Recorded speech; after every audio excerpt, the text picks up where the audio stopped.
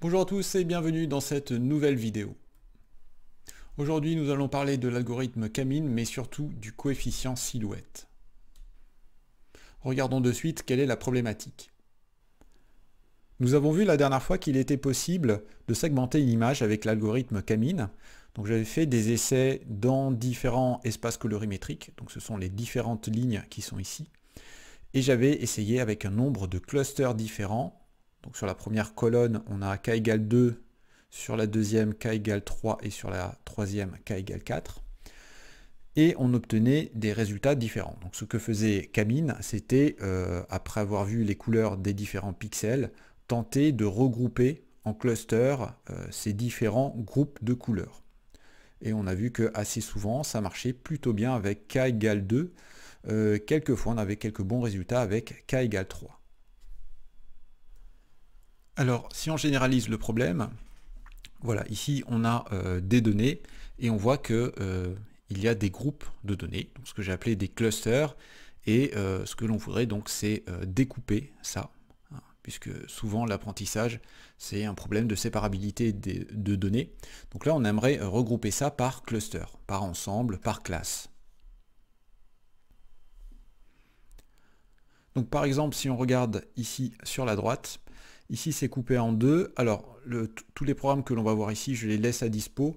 Je ne vais pas trop les commenter, on va rester concentré sur l'algorithme, mais je vous donnerai bien sûr le code, il sera disponible sur mon GitHub. Donc là pour changer le nombre de clusters, ici on est à 2, on peut le changer en appuyant sur les touches, elles sont marquées ici, P et M. Donc là je peux augmenter ou diminuer pour voir ce que donne l'algorithme. Alors quand on regarde nous les données ici, dans cet exemple on a envie de dire qu'il y a 5 clusters. Donc ça serait plutôt comme ça, voire plutôt... Non, plutôt comme ça. Voilà, 5 clusters. Ça semble pas mal. Si je tire des données au hasard, donc pour faire ça, il faut juste appuyer sur R. Voilà, on peut choisir ici, hein, en appuyant sur R, le nombre de données. Alors des fois, c'est moins évident à voir ici. Est-ce que le bon nombre de cas est 3 ou 2 ou peut-être 4? Alors alors c'est marrant, avec 3, voilà ce que donne K-min. Donc c'est pas la meilleure des découpes avec cet algorithme. Peut-être que 4 est pas mal. Donc ça c'est la question. Comment déterminer le nombre de cas? Est-ce qu'il existe un algorithme qui permette de déterminer le bon nombre de clusters? Donc comme je l'ai dit, on va voir deux méthodes. Une qui est visuelle, donc elle n'est pas... c'est pas ce qu'on cherche toujours bien sûr en informatique, parce que c'est le but, c'est automatiser les choses, donc il va falloir trouver un petit algorithme, mais on va en voir une juste comme ça, parce qu'il faut la connaître, qui sera aussi visuelle, et puis on va voir notre algorithme silhouette, donc on va voir les calculs que l'on fait, et on va voir la proposition donc, que nous fait ce fameux coefficient. Alors commençons par aller dans la documentation de K-min, donc la dernière fois j'avais utilisé cette librairie. Et si on regarde, donc on a bien sûr tous les paramètres, hein. Et si on regarde les attributs, on a un attribut qui est inertia et qui contient la somme des distances au carré entre les points d'un cluster et le centre du cluster. Donc je vais faire un graphe de cet attribut. On va regarder ce que ça donne. On va faire ici une boucle pour récupérer cette donnée entre k égale 1 et k égale 11, donc nombre de clusters que l'on donne ici à la fonction K-min. On réalise le calcul et on ajoute tout ça au fur et à mesure que les calculs se font.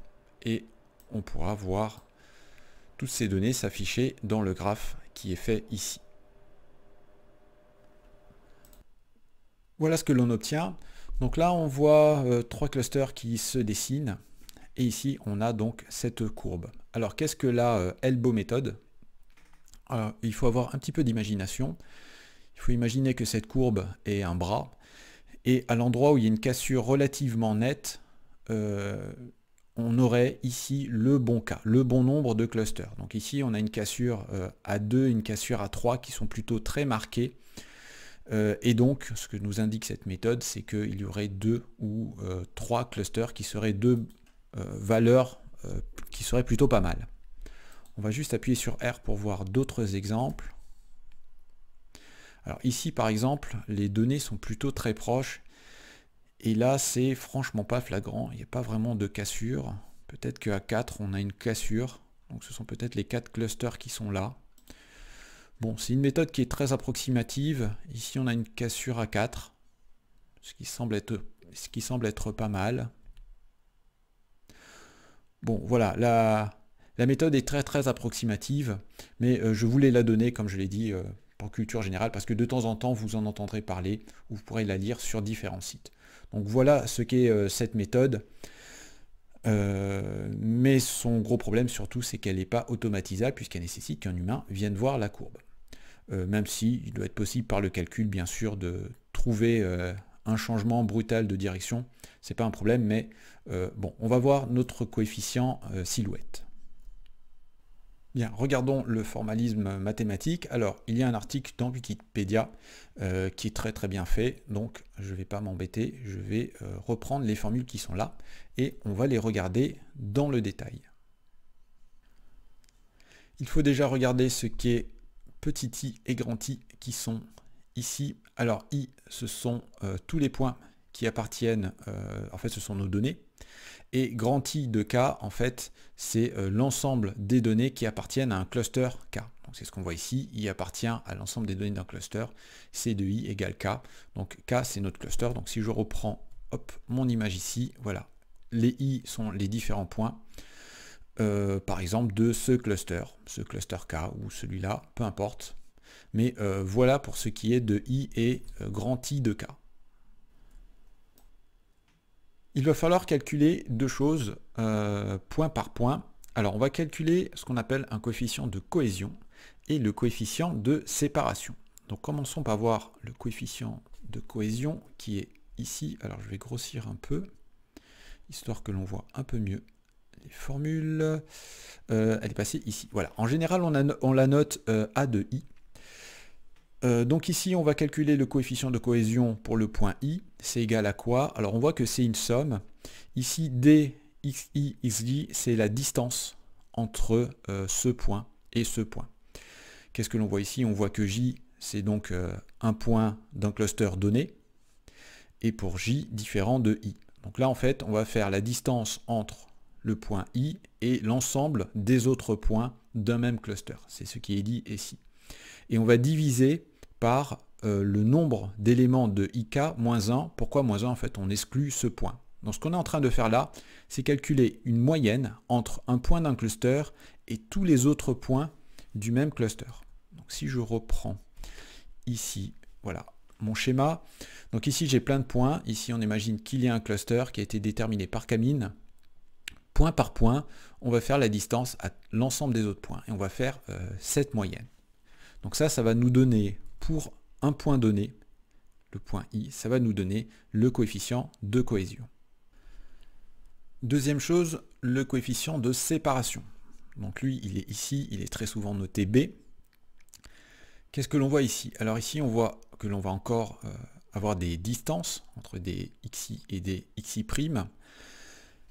K', en fait, c'est un autre cluster. Donc ici, j'ai mon point I qui appartient à mon cluster K, et je vais faire la distance à l'ensemble des points d'un autre cluster K'. Je vais diviser par le nombre de points de ce cluster, de cet autre cluster. Donc ici, on voit qu'on a toujours une moyenne sur des distances. Mais qu'est-ce que l'on voit ici? Qu'on a un min. Donc on va prendre, on va faire le calcul, je reprends mon schéma, on va prendre un point ici dans un cluster et on va faire la moyenne des distances à l'ensemble des points de ce cluster. Puis on va faire la même chose avec ce cluster, puis on va faire la même chose avec ce cluster. Et on prendra le minimum des trois. On prendra la moyenne la plus petite. Qu'est-ce qu'on est en train de faire là? En fait, on est en train de voir la moyenne des distances entre un point du cluster que je suis en train de considérer et le cluster le plus proche. C'est ça qu'on est en train de faire avec ce min, c'est la moyenne des distances au cluster le plus proche. Une fois que j'ai fait ça, je vais faire le calcul suivant. Alors on va retrancher au coefficient de séparation le coefficient de cohésion et on va normaliser sur le max des deux. Alors pourquoi on fait ça? Ça va servir à savoir si le point est bien classé ou pas. Si on a un nombre négatif, c'est que ce terme ici est plus grand que le terme qui est ici. Ça veut dire qu'on est plus proche de l'autre cluster que du cluster auquel appartient le point. Donc là, typiquement, le point est mal classé. Par contre, si on a un nombre qui est plutôt grand, ça veut dire que ceci est bien plus grand que ça. Donc ça veut dire qu'on est très loin de l'autre cluster. Donc on va considérer qu'on est plutôt bien classé. Donc voilà ce que va nous donner le coefficient de similarité, de silhouette, pardon. Par contre, là, on a fait le coefficient silhouette pour un seul point. Il va falloir faire ça pour l'ensemble des points. Donc pour l'ensemble des points, on fait quoi? Maintenant que j'ai mon coefficient silhouette pour un point, ici, qu'est-ce que l'on voit? On voit qu'on a encore une somme avec une division sur le nombre d'éléments. Donc on est en train de faire une moyenne. Donc par cluster, on va faire la moyenne sur tous les points du cluster. Et ensuite, on va faire la moyenne des moyennes de tous les clusters.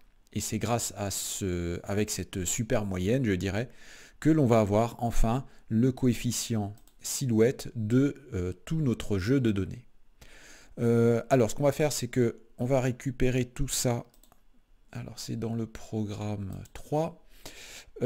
Ici on va le récupérer de cette manière parce qu'on a bien sûr dans scalars.metrics ce coefficient ici. Et il suffit juste d'y faire appel en lui donnant le jeu de données qui est dans X et les cluster labels que l'on a récupérés donc avec fit.predict. Donc c'est aussi simple que ça. Tous ces coefficients, donc je vais les ajouter à ce tableau et on va faire un graphe et on va regarder ce que ça donne. Donc voilà ce que ça donne. Ici, on a notre jeu de données. Ici, on a le calcul qui avait été fait tout à l'heure avec les nombres de clusters ici et la somme des carrés des distances entre un point et le centre du cluster. Et on a ici notre coefficient silhouette. Alors qu'est-ce que l'on voit ici? On voit qu'on a une pointe ici. On a un max sur k égale 5. Donc ce que ça veut dire, c'est que notre coefficient silhouette nous conseille de prendre k égale 5. Et si on regarde ici, en effet, on voit 5 clusters. Donc ça donne ça au final. Ça donne les 5 clusters que l'on voit ici. Donc ici, ça marche plutôt bien. Alors ici, comme c'est très marqué, on voit que la cassure ici est très nette.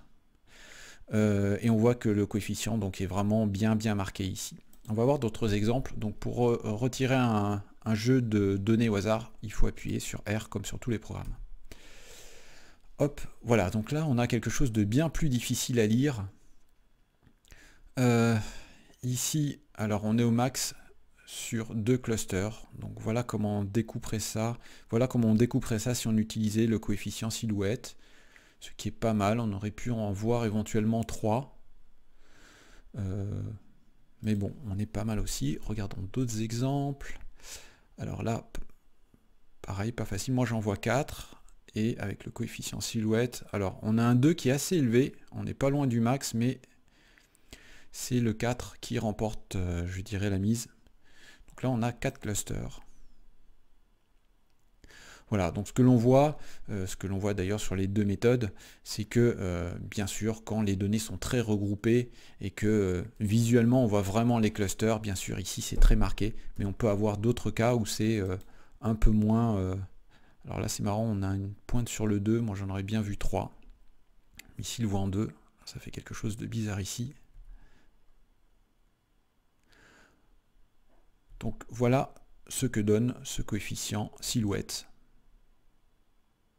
Ça marche la plupart du temps pas trop mal. Voilà pour cette vidéo. Donc là, on a un coefficient qui nous aide à décider du bon nombre, en tout cas qui nous fait une proposition sur le nombre de classes à choisir pour un jeu de données. Bien sûr, comme toujours, je vous laisse le code des différents programmes que j'ai lancés dans cette vidéo. Alors, j'ai pas trop commenté le code pour qu'on reste un peu concentré sur ce coefficient. Mais bien sûr, si vous avez des questions, n'hésitez pas à les poser dans les commentaires. J'essaierai d'y répondre quand j'ai un moment. En attendant, n'hésitez pas à vous inscrire à la chaîne. Ça m'incitera à faire de nouvelles vidéos. Et je vous dis à bientôt.